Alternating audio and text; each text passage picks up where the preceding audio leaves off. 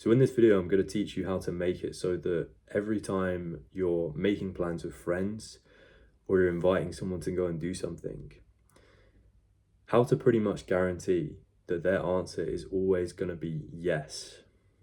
And this is one of my favorite social psychology hacks.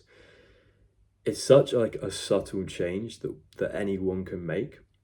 We're almost manipulating people into doing what we want, but in a harmless way. Like, no one gets hurt, but we're still convincing them to do what we want and like come along to our plans. So I basically learned about this in my first semester of university. So I just moved into my dorms and I was having a sick time. I was going out lots, met lots of cool people, going to parties. And what I ended up running into was that my mission in that first semester was to just make as many friends as possible. Like, I was really trying to grow my social network.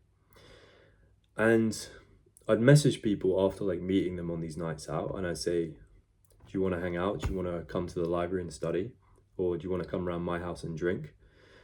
But basically what was happening was, when I'd make these plans with people, either they kind of like flake out at the last minute, or when I asked them in the first place, they'd be like kind of weird about it, like not really committing. They say like, oh yeah, maybe, And I thought that was kind of weird, because I'd be thinking like, why are you being like this? When I met you the first time, we got on well, you were a cool person, and I thought we could kind of end up being friends. But what I didn't realize was I was making this one mistake that was almost like driving people away.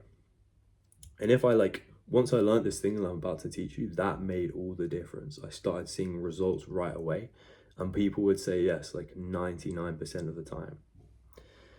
So I think I learned this tip from Hamza. He made this guide to university. And once I learned this tip, I started using this like straight away and immediately saw results. Like, so many more people wanted to hang out.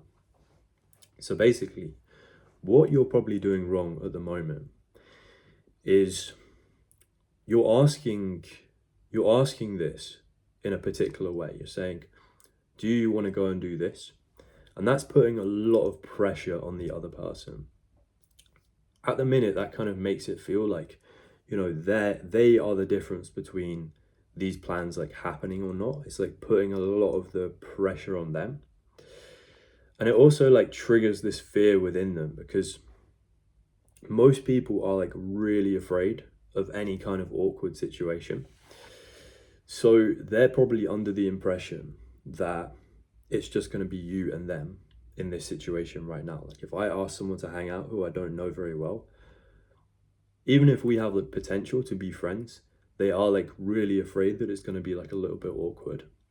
So in that situation, what do you think would make it less awkward for them? Or what do you think would make them feel like 10 times easier about the situation? It's introducing other people into the whole situation. Basically, this tip I learned is, instead of asking this question, do you want to go and do this? Frame it as if other people are involved. Say, a bunch of us are going to do this. Do you want to come? And I know that kind of changes the premise of like what we're saying. It turns it from like a one-on-one thing into a group activity. But the reason this works so well is because as soon as this other person hears that like other people are involved, it does two things. One, it makes them feel like the plan is already in motion. So it's going to go ahead whether they say yes or no. And that takes the pressure off them. It doesn't make them feel like, they're like the center of your plans and like your routine. And actually, because that pressure has been relieved, they're more likely to say yes. It feels like more easygoing. Maybe they could just come for like an hour, and if they don't like it, they could leave. The plan is going to go ahead anyway. And secondly, what it does is it taps into, this is the psychology part, it taps into the herd mentality and social proof. At the end of the day, like, everyone is kind of just a bit of an NPC. Like, people would always, honestly, always prefer other people to like make decisions and stuff. A lot of the time that's the case when it comes to